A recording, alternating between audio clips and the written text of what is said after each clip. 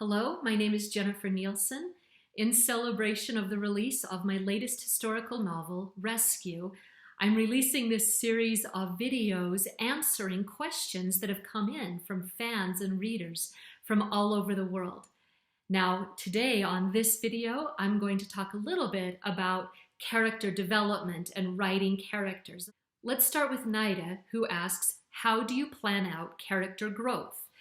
In other words, we don't want a character who is the very, very same at the end of a book as they are at the beginning. Something must have changed or evolved in them, that they hopefully have grown and they're a better person or they're stronger, but something has changed with them. The way that I do that, Naida, is that it's very important to me that I write characters who have a lot of flaws. Like, I need to give them a lot of room to grow. You see, sometimes when we start writing characters, we want them to just be awesome at everything. We want them to be just nearly perfect because we love these characters, and we want them to be powerful and cool. We don't want them to have this huge, awful mistake. But you see, our characters need that. That's what readers connect to, is to say, oh, I make mistakes like that too. And so I give them very specific flaws, and then also goals that they are seeking to accomplish, that they know where they want to get to. And in order to get that, it is going to require some change to come from them. All right, Nika wants to know how I change up the different voices for each of my characters. Sage from The False Prince has a very different voice, for example, than Gerda in Night Divided, or Meg in Rescue. And how do each of these characters have different voices? This comes back to my theater training, that even though I, as the author, am the source of all of these characters, that I draw on different parts of myself in order to make that character come alive. And so sometimes it's the more sincere, softer, quieter part of myself. Sometimes it's that loud and brash part of myself, and it's just pulling the traits from me that I need at any particular time.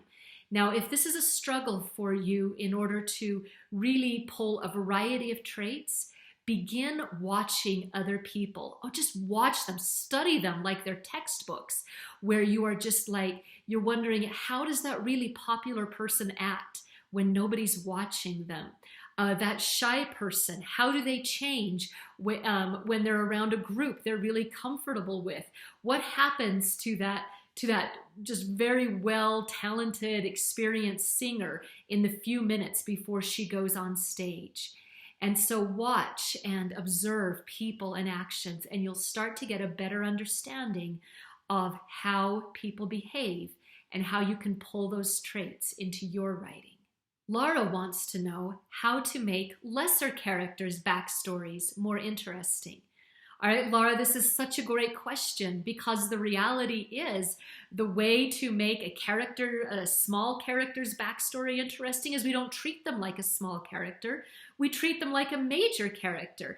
And so we ask all the same questions. What do you want? What are your flaws? What's getting in your way? What are you working on?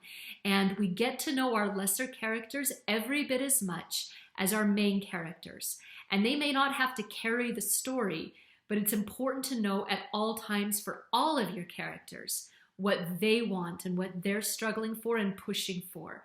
If the character becomes interesting to you, they will become interesting to your reader. So find those interesting things for all the characters you create. All right, let's talk about the characters in Rescue. Meg Kenyon is smart and bold, but maybe sometimes more bold than she ought to be.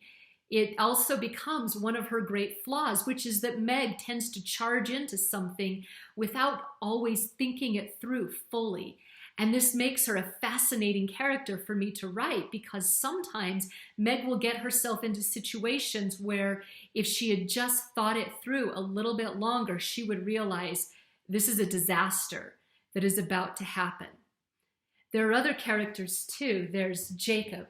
Jacob is a member of a family that she has now got to get out of occupied France.